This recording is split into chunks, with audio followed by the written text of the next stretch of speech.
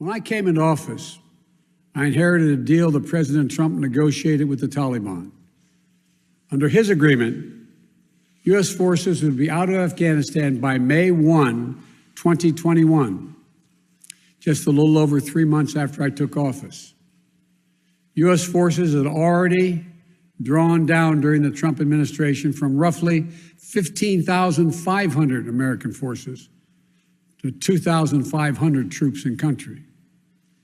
And the Taliban was at its strongest militarily since 2001. The choice I had to make as your president was either to follow through on that agreement or be prepared to go back to fighting the Taliban in the middle of the spring fighting season. There would have been no ceasefire after May 1. There was no agreement protecting our forces after May 1. There was no status quo of stability without American casualties after May 1. There was only the cold reality of either following through on the agreement to withdraw our forces or escalating the conflict and sending thousands more American troops back into combat in Afghanistan, lurching into the third decade of conflict. I stand squarely behind my decision. After 20 years, I've learned the hard way that there was never a good time to withdraw U.S. forces. That's why we're still there.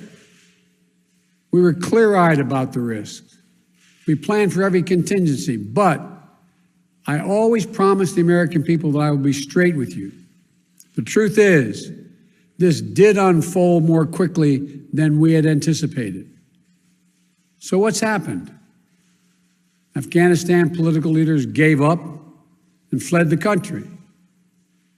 The Afghan military collapsed, sometime without trying to fight. If anything, the developments of the past week reinforced that ending U.S. military involvement in Afghanistan now. It's a new morning in America. Fresh, vital. The old cynicism is gone. We have faith in our leaders. We're optimistic as to what becomes of it all. It really boils down to our ability to accept. We don't need pessimism. There are no limits. It figures it would be something like this. Our nation, our ideals of vision. Excuse me. Just survive. You know, you look like your head fell on the cheese dip back in 1957.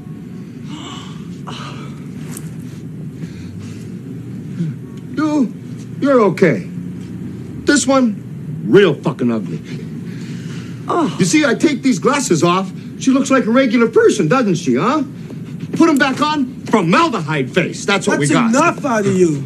You get out or I call the cops. Call the cops? You know what you need? You need a Brazilian plastic surgeon. I've got one that can see.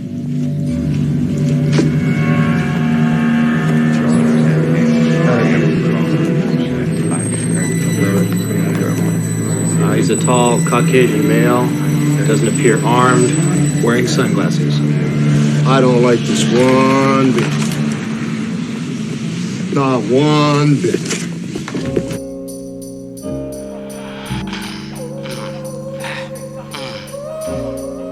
Let's just record. Let's just record. Hey.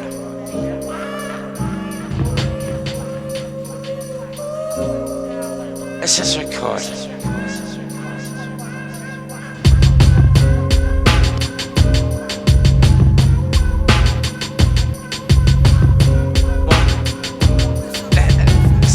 Let's just record.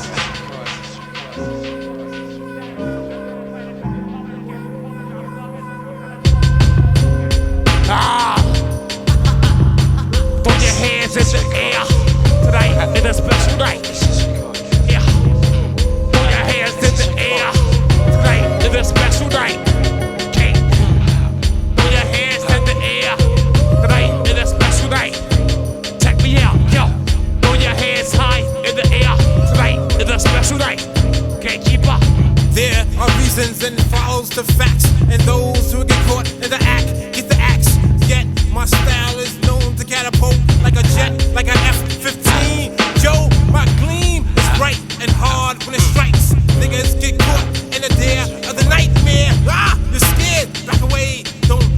close, or you just might get roasted.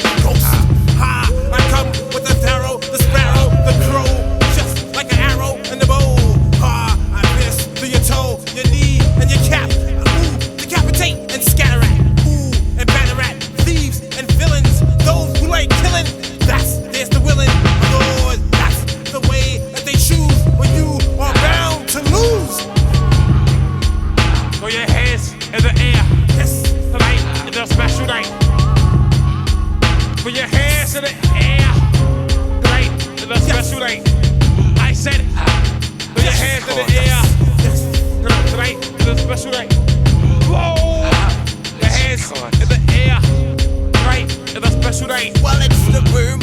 Reap against a heap of foes. I keep a low and meager profile. Show my style. Hoes, smile, proposal, wow. Slow escapade. They wanna get paid after the show. Away we go to the motel. Oh, swell. Look, my Jimmy is so swelled. Up it's steaming. And the girls that been scheming gonna get the cream when I say I'm coming in the house. I'm coming in the house, no doubt. Put your hands in the air. Right, that's right. Put your hands up in the air. Tonight is a special night. It's a special night. Throw your hands high in the air. Right, it's a special night. I said throw your hands up in the air. Right, it's a special night. Let's record. Yeah, because let's record.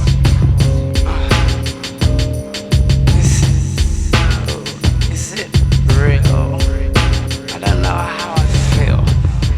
Do you know how you feel? Are you yourself? Are you